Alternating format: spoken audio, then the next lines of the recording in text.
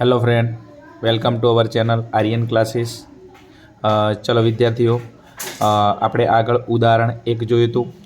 તો આપણે ધોરણ 12 એકાઉન્ટની અંદર આજે સ્વાધ્યાયની અંદર દાખલા નંબર 3 એની અંદર ટોટલ આપણને 11 દાખલા આપેલા છે.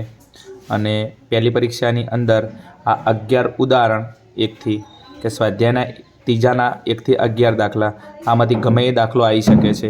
તો તમારે બધા જ દાખલા કરવા પડશે જો પરીક્ષામાં તમારે સારામાં સારા માર્ક્સ જોતા હોય તો. ચલો, આ વિડીયોની અંદર આપણે સ્વાધ્યાયના ત્રીજા દાખલાનો પહેલો દાખલો જોઈશું. અને આ કોના જેવો છે? તો ઉદાહરણ 1 જેવો. જો તમે ઉદાહરણ 1નો વિડીયો ના જોયો હોય તો સૌથી પહેલાં ઉદાહરણ 1નો વિડીયો જોતા હો. કેમ કે એ જોશો તો તમને 100% વિડીયો આવડી જશે. ચલો દાખલા ઉપર જઈએ. એક ભાગીદાર પેઢીમાંથી દર મહિનાના અંતે એક સરખી રકમનો ઉપાડ કરે છે. એક ભાગીદાર છે જે પેઢીમાંથી ઉપાડ કરે છે. ભાગીદારને પૈસાની જરૂર પડી છે તો એ કોની જોડે જશે? પેઢી જોડે જશે. તો એ ભાગીદાર પેઢીમાંથી દર મહિનાની અંતે, ક્યારે? દર મહિનાની અંતે, બરાબર છે. અહીંયા રાઉન્ડ કરી નાખું કેમ કે આ દાખલાનો આપણો મોટો આધાર છે. દર મહિનાના અંતે એટલે મહિનાના અંતે એટલે મહિનાની આખરે ઉપાડ કરે છે. એટલે દર મહિનાની છેલ્લી તારીખ ઉપાડ કરે છે. આગળ એક સરખી રકમનો ઉપાડ કરે છે. બીજું કે મહિનાની આખરે ઉપાડ કરે છે. અને કેટલી? એક સરખી રકમનો ઉપાડ કરે છે. બોલ, જેટલો પણ એ ઉપાડ કરશે મહિનાની છેલ્લી તારીખ. મહિનાની છેલ્લી તારીખ એટલે દાખલા તરીકે 12મો મહિનો હોય તો એની છેલ્લી તારીખ કઈ આવે? 31 તારીખ. પહેલા મહિનાની છેલ્લી તારીખ કઈ આવે? 31 તારીખ. આ રીતના એ દરેક મહિનાની આખરે ઉપાડ કરે છે, પણ કેવો? એક સરખી રકમનો. દાખલા કે 500નો ઉપાડ કરતો તો 500નો કરતો હશે, 1000નો કરતો હશે 1000નો. એ આપણને ખબર નહીં કેટલો કરે છે, પણ દર મહિનાની આખર તારીખે સરખી રકમનો ઉપાડ કરે છે. આગળ વર્ષના અંતે કુલ વાર્ષિક ઉપાડ કેટલો હોય? 12,000 રૂપિયા હોય. ચલો, એને કુલ ઉપાડ વાર્ષિક એટલે 12 મહિનાનો કુલ વાર્ષિક ઉપાડ કેટલો કર્યો છે? 12,000 રૂપિયા કરેલો છે. તો આ એનો શું આપેલો છે? આપણને વાર્ષિક ઉપાડ, જે દાખલામાં આપણે જરૂર પડશે. જો ઉપાડ પર વાર્ષિક 12% લેખે વ્યાજ વસૂલ કરવાનું હોય. ભાગીદાર પેઢીમાંથી ઉપાડ કરે છે તો પેઢી એના બદલામાં એની જોડે શું વસૂલ કરશે? વ્યાજ વસૂલ કરશે. તો અહીંયા જે ભાગીદાર છે, નામ નથી આપેલું, પણ પેઢીમાંથી જે ઉપાડ કરે છે આ 12,000, એના ઉપર પેઢી વાર્ષિક કેટલા ટકા વ્યાજ વસૂલ કરશે? 12% લેખે વ્યાજ વસૂલ કરશે. આ પણ આપણો દાખલો ગણવાનો એક આધાર છે. તો 3 વસ્તુ: એક, પેઢીમાંથી દર મહિનાના અંતે ઉપાડ કરે છે. બીજો, એને કુલ વાર્ષિક ઉપાડ કેટલો કર્યો છે? 12,000. આ ઉપાડ કરે છે, પેઢી એના બદલામાં કેટલું વ્યાજ વસૂલ કરશે? 12% લેખે વ્યાજ વસૂલ કરશે. તો વર્ષના અંતમાં ઉપાડ પર વ્યાજ ગણો. શું કહે છે? ઉપાડ પર વ્યાજ ગણો. ચલો, હવે દાખલાની શરૂઆત કરીએ છીએ. તો જે વસ્તુ આપેલી છે સૌથી પહેલાં એને આપણે શું કરીએ? લખી દઈએ. ચલો, બીજું કે ઉપાડ ક્યારે કરશે? દર મહિનાના અંતે ઉપાડ કરે છે. તો અહીંયા લખી દઈએ પહેલી લીટી. મહિનાની ક્યારે ઉપાડ કરે છે?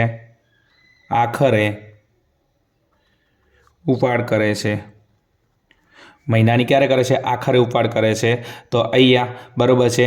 માટે n બરાબર, બીજું એક વસ્તુ ઉદાહરણ 1ની અંદર બી સમજાયું હતું કે મહિનાની શરૂમાં ઉપાડ કરે તો n બરાબર 78/12 મૂકીશું, અને મહિનાની આખરે કરે તો 66/12 મૂકીશું. આ આપણો દાખલાનો આધાર છે.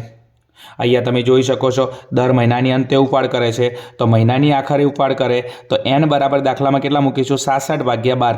જો મહિનાની શરૂઆતમાં ઉપાડ કરે તો મહિનાની પહેલી તારીખે ઉપાડ કરે તો આપણે કેટલા મૂકવાના? 78/12. પણ અહીંયા દર મહિનાને આખરે ઉપાડ કરે છે તો n બરાબર કેટલા મૂકીશું? 66/12. બીજું દાખલામાં કુલ વાર્ષિક ઉપાડ આપેલો છે. બીજું શું આપેલો છે? કુલ વાર્ષિક ઉપાડ. કુલ વાર્ષિક ઉપાડ કેટલો આપેલો છે? કુલ વાર્ષિક ઉપાડ આપણને 12,000 રૂપિયા આપેલો છે. ચલો, બીજું ખાસ વસ્તુ કે વાર્ષિક ઉપાડ આપેલો છે, એના ઉપરથી આપણે દાખલાની અંદર માસિક ઉપાડની જરૂર પડશે. કોની જરૂર પડશે? માસિક ઉપાડની દાખલાની અંદર જરૂર પડશે. તો અહીંયા વાર્ષિક ઉપાડ ઉપર શું લાવું? માસિક ઉપાડ. તો અહીંયા લખી નાખું માસિક ઉપાડ બરાબર વાર્ષિક ઉપાડ. શું? વાર્ષિક ઉપાડ ભાગ્યા 12. ચલો, એને વાર્ષિક ઉપાડ કેટલો કર્યો છે? 12,000 રૂપિયા કર્યો છે. કેટલો કર્યો છે? 12,000 રૂપિયા કર્યો છે. બીજું કે એ કેટલા મહિનાનો છે? 12 મહિનાનો છે. 12,000 ભાગ્યા 12 કરીએ તો મહિનાનો ઉપાડ કેટલો આવે? 1,000 રૂપિયા ઉપાડ આવે. તો આવી જો આપણો શું? માસિક ઉપાડ. તો માસિક ઉપાડ કેટલો આવશે? 1,000 રૂપિયા. કેટલો આવશે? 1,000 રૂપિયા. શું કર્યું? દાખલામાં વાર્ષિક ઉપાડ 12,000 રૂપિયા આપેલો હતો. બીજો આપણે દાખલામાં જે P પાણી પી, બીજું કાંઈ નહીં હો, બીજું નથી પીવાનું, બરાબર, ભણવાનું છે. વાર્ષિક ઉપાડ ઉપરથી આપણે શું મળી જાય? માસિક ઉપાડ. તો માસિક ઉપાડનું સૂત્ર છે વાર્ષિક ઉપાડ ભાગ્યા 2. તો એની જે કુલ ઉપાડ કર્યો છે એ કેટલા મહિનાનો? 12 મહિનાનો. 12 વડે ડિવાઈડ કરી નાખું તો 12,000 ભાગ્યા 12 કરી નાખું તો માસિક ઉપાડ કેટલો મળ્યો? 1,000 રૂપિયા. બીજું દાખલાની અંદર તમને શું આપેલું છે? ઉપાડ પર વ્યાજ. શું આપેલું છે દાખલામાં? ઉપાડ પર વ્યાજ. કેટલા ટકા છે? 12% લેખે. તો દાખલાની અંદર આપણે એની જરૂર પડશે. તો ઉપાડ વ્યાજ શું છે? ઉપાડ વ્યાજ દર. શું છે? ઉપાડ વ્યાજ દર. એની કહેવાય છે રેટ ઓફ ઇન્ટરેસ્ટ. શું કહેવાય છે? Rate of interest. તો આર કહેવાય છે. અને આર બરાબર કેટલા ટકા આપેલા છે? 12% આપેલા છે. શું આપેલું છે? 12% આપેલા છે. ચલો હવે દાખલાની અંદર દરેક વસ્તુ આપણને મળી ગઈ છે. ચલો અહીંયા દર મહિનાની અંતે ઉપાડ કરે છે. શું કરે છે? અંતે ઉપાડ. તો એન બરાબર કેટલા મૂકીશું? 66 ભાગ્યા 12. બીજું આપણને આપેલો તો વાર્ષિક ઉપાડ. એના ઉપરથી આપણે કોની જરૂર પડે? માસિક ઉપાડ. તો વાર્ષિક ઉપાડ ભાગ્યા 12. તો 12,000 ને 12 વડે ડિવાઈડ કરી નાખો કેટલા મળશે આપણને? 1,000 રૂપિયા. બીજું ઉપાડ પર વ્યાજ કેટલું છે? ઉપાડ વ્યાજને કહેવાય આર. રેટ ઓફ ઇન્ટરેસ્ટ કેટલા ટકા છે? 12%. હવે આપણને એવું કહે છે ઉપાડ પર વ્યાજ ગણો. શું ગણો? ઉપાડ પર વ્યાજ ગણો. ચલો બીજું દાખલાની અંદર જ્યારે પણ વિદ્યાર્થી મિત્રો તમને શરૂમાં કે આખરમાં ઉપાડ વ્યાજનો ઉલ્લેખ હોય, કયો? શરૂમાં કે આખરમાં ઉપાડ વ્યાજનો ઉલ્લેખ હોય ત્યારે આપણે ઉપાડ વ્યાજનું સૂત્ર છે I બરાબર PRN ભાગ્યા 100. કયું સૂત્ર છે? I બરાબર PRN ભાગ્યા 100. આ સૂત્ર ક્યારે મૂકવાનું? જ્યારે દાખલામાં ભાગીદાર મહિનાની શરૂમાં કે મહિનામાં આખરમાં ઉપાડ કરતો હોય ત્યારે આપણે I બરાબર PRN ભાગ્યા 100 એ સૂત્રનો ઉપયોગ કરીશું. તો અહીં આપણે લખીશું ઉપાડ વ્યાજની ગણતરી. શું કરીશું? ઉપાડ વ્યાજની ગણતરી. ચલો ઉપાડ વ્યાજને શું કહેવાય છે? I. શું કહેવાય છે? I. ચોથી I નથી I. બેટા ભણવાનું છે. ઝપી જો કે શું કરવા હેરાન કરો છો એમ. ચલો I બરાબર સૂત્ર છે PRN ભાગ્યા 100. સૂત્ર કયું છે? I બરાબર PRN ભાગ્યા 100. ચલો P એટલે આપણી મુદ્દલ. P એટલે આપણી મુદ્દલ. તો ચલો બીજું P હંમેશા માસિક લઈશું. કયો લઈશું? માસિક. તો માસિક ઉપાડ કેટલો હતો? બરાબર છે 1,000 રૂપિયા. યાદ રાખજો ઘણા બધા હોશિયાર વિદ્યાર્થી અહીંયા ભૂલ કરી બેસે છે. અહીંયા P બરાબર શું લે છે? કુલ વાર્ષિક ઉપાડ લઈ લે છે. યાદ રાખજો P આપણે વાર્ષિક લઈશું કે માસિક? માસિક લઈશું. ફરી રિપીટેશન કરું છું. આ P એટલે મુદ્દલ, પ્રિન્સિપાલ. તો આ પ્રિન્સિપાલમાં જે P છે એ P આપણે માસિક લઈશું કે વાર્ષિક લઈશું? તો માસિક લઈશું. અને માસિક કેટલો છે? આ 1,000. તો 1,000 આપણે જે લાયા છે એ માસિક ઉપાડ છે. તો P બરાબર કેટલા લઈશું આપણે? 1,000 રૂપિયા. P બરાબર કેટલા લઈશું? 1,000 રૂપિયા. ચલો P બરાબર કેટલા લઈશું? 1,000. એના પછી R. R એટલે રેટ ઓફ ઇન્ટરેસ્ટ જે તમને આપેલો હતો. વ્યાજનો દર કેટલા ટકા? 12%. તો ગુણ્યા 12. અને N. N એટલે ઉપાડ ક્યારે કરે છે? દર મહિનાની આખરે. તો કેટલા મૂકીશું આપણે? 66 ભાગ્યા 12. તો N ની જગ્યાએ કેટલા લખીશું આપણે? 66. કેટલા લખીશું? 66. અને છેદની અંદર 100 અને 66 ભાગ્યા કેટલા હતા? 12. ચલો બસ હવે અહીંથી કંઈ ઉડે એવું ખરું? અહીંથી તમે જોઈ શકો છો 12 ઉડે એવા છે.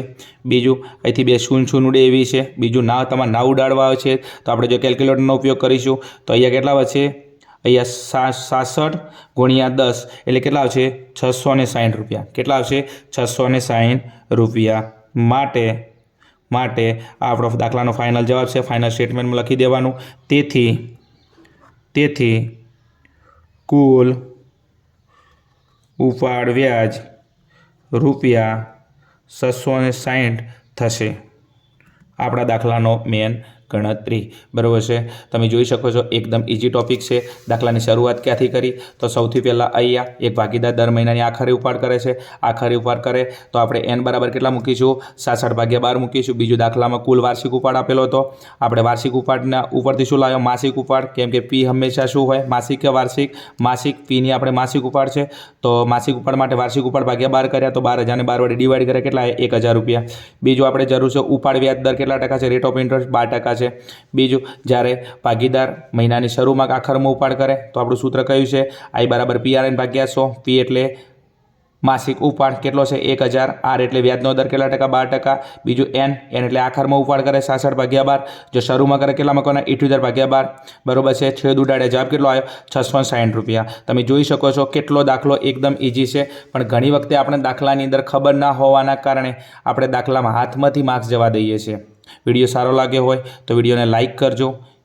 અને કોમેન્ટ દ્વારા જણાવજો અને તમારા જે મિત્રો છે તેમના સુધી આપણી આ ચેનલ આર્યન ક્લાસીસને મોકલાવજો. Okay, thank you. જય હિન્દ, જય ભારત.